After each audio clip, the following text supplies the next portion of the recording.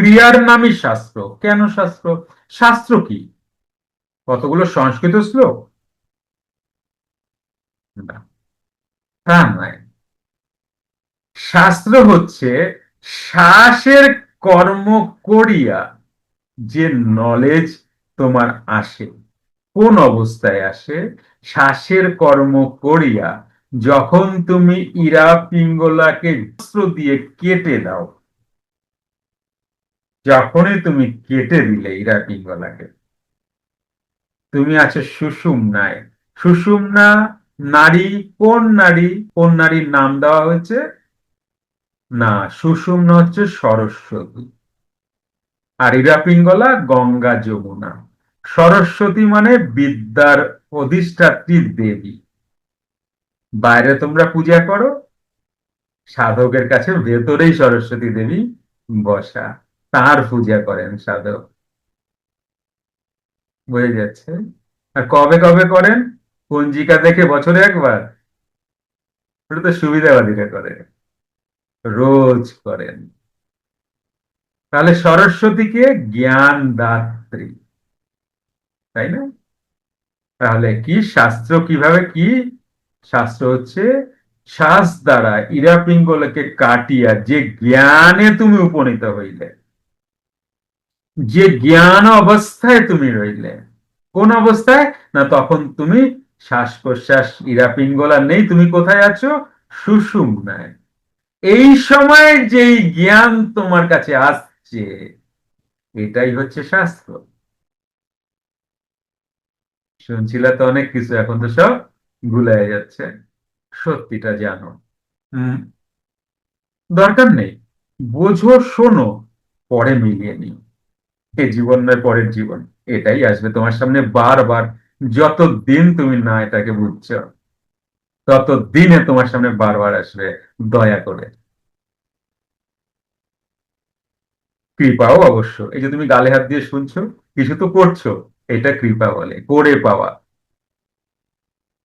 এই যে এতটা তো তুমি করছো, বা এতটুকু তো তুমি করছো, সংসারে কাজ বাজ ফেলে দেখো রাত্রি 11:30, 11:46 তুমি শুনছো, তাহলে এটা কি?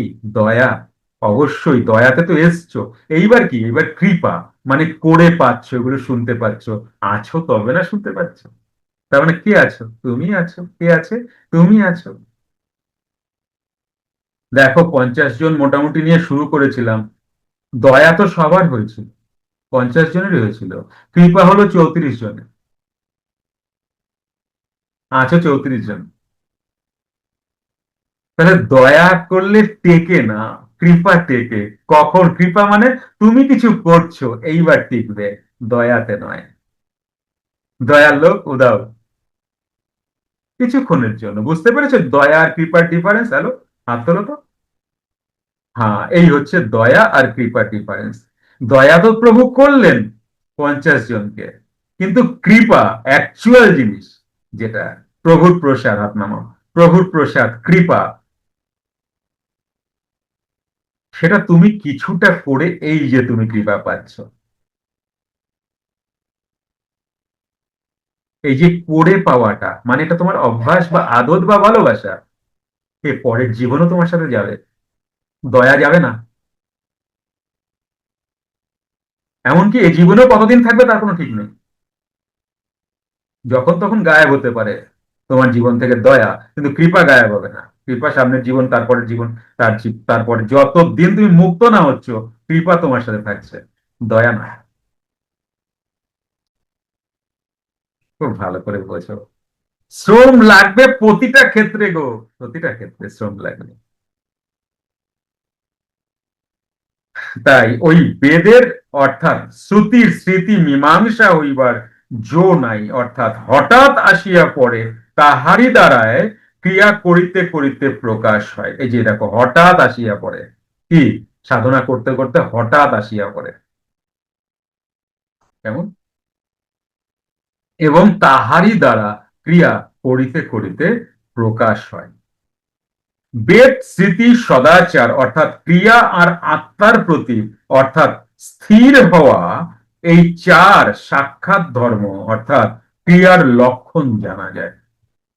গুরু বাক্যে বিশ্বাস করিয়া পারের খেয়া স্বরূপ, আমরা বলি না পারের করি,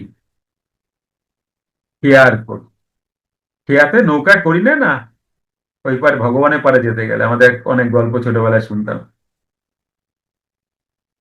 খেয়া পারে কড়ি লাগে, ওই পারে যেতে মানে ভগবানের কাছে যেতে।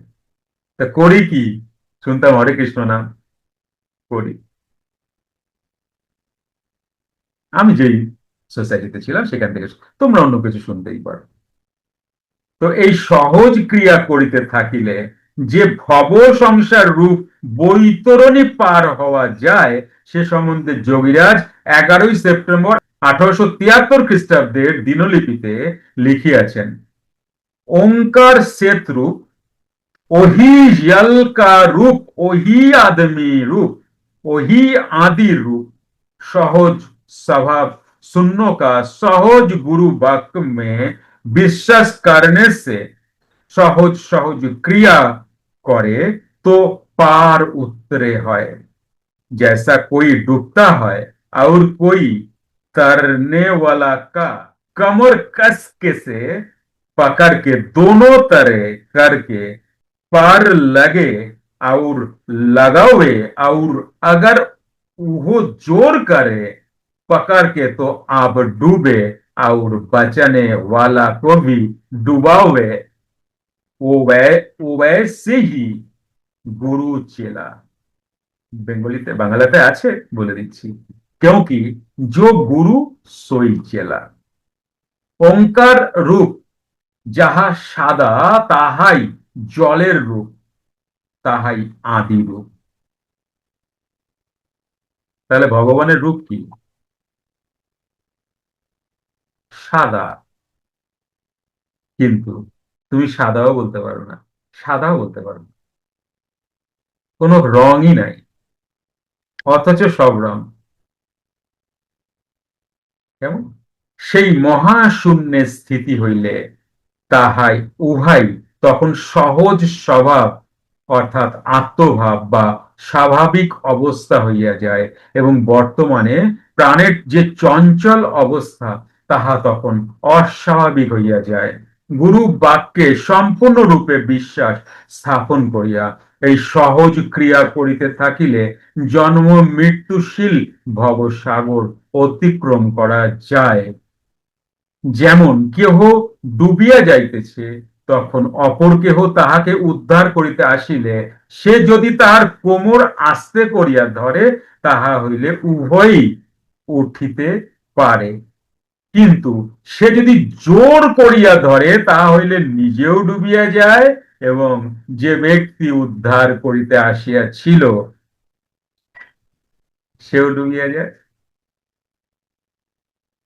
এই উভয় ব্যক্তির যেমন সম্পর্ক, তেমনি গুরু শিষ্যেরও সম্পর্ক।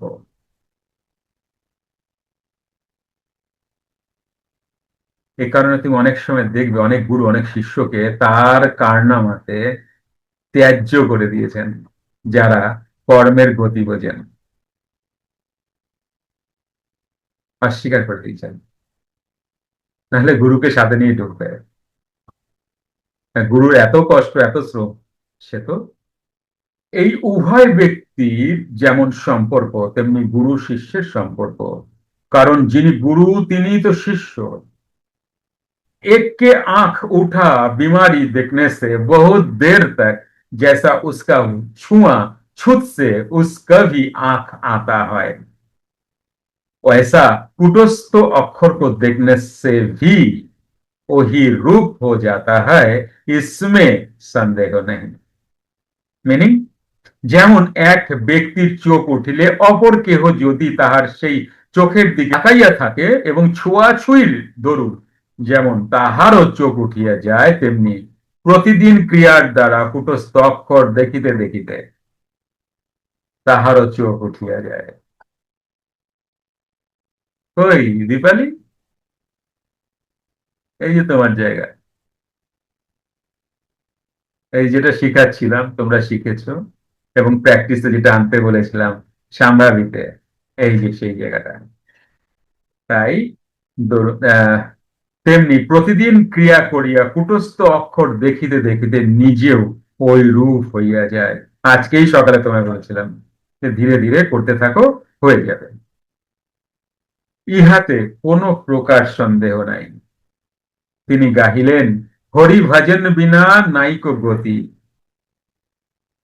এই হরি আবার সেই হরি না কিন্তু, এই হরি কুটস্থ হরি, বইলা দি, নচে মানুষ ভুল করে ফেলবেন। এই হরি মানে তোমার দৃশ্যমান হরি নন। হরি ভজন বিনা নাইক গতি, যিনি অগতির পরম গতি, যেখানে গেলে নাই পুনরাগমন, ইন্দ্রিয় সব হবে আপনি দমন, সুখ সেখানকার কে বলবে কেমন, যার হয় না কখনো নিধন, যে পেয়েছে অমূল্য ধন, অতুল সুখের কে করিবে বর্ণন, ভক্তি হলে পাবে চরণ। ভক্তি মানে এই ভক্তি না, ভক্তি গীতাতে কোন অধ্যায়ে, কত পরে। আগে কর্মযোগ করো, জ্ঞানযোগে আসো, তারপরে আসবে ভক্তি যোগ। ভক্তি কখন, কোন সময় ভক্তি আসে? যখন তুমি মনাতীত হয়ে কূটস্থে এসে বসেছো, মনাতীত ইন্দ্রিয়াতীত হয়ে কূটস্থে এসে বসেছো, এবং সম্যক রূপে প্রাণ যে আত্মা তা হয়ে গেছো, তাকে অনুভব করেছো, আত্মরাজ্য প্রতিষ্ঠিত করেছো এবং আত্মাতেই আছো, আর নিচে নেই। সেই সময় আসে ভক্তি, আর এটাকেই ভক্তি যোগ কহে। আর বাকি তো শুধু মাত্র ভক্তি, পেন পেনা নেই, জ্ঞান জ্ঞানা নেই। আর এটা কি ভক্তি যোগ। এইবার তুমি, যোগ মানে যুক্ততা, এ বাদে ভক্তি আসতেই পারে না। এবারে ভক্তি কি, ছোঁয়াছুঁয়ির ভক্তি, আচার নিষ্ঠার ভক্তি, আর কিছু না। যুক্ত ক্রিয়াযোগ, সুষুম্না অন্তর্মুখী প্রাণায়াম, সম্ভাবী মহামুদ্রা, কপালভাতি শিখতে চাইছেন? প্রতি সপ্তাহে মঙ্গল, বুধ ও বৃহস্পতিবার রাত ৮টা থেকে ৯টা অবধি জুম অনলাইনে নিজের বাড়ি বসেই শিখতে পারবেন। যোগাযোগ জ্ঞানী গুরু কমিউনিটি, ফোন নাম্বার 9903680146।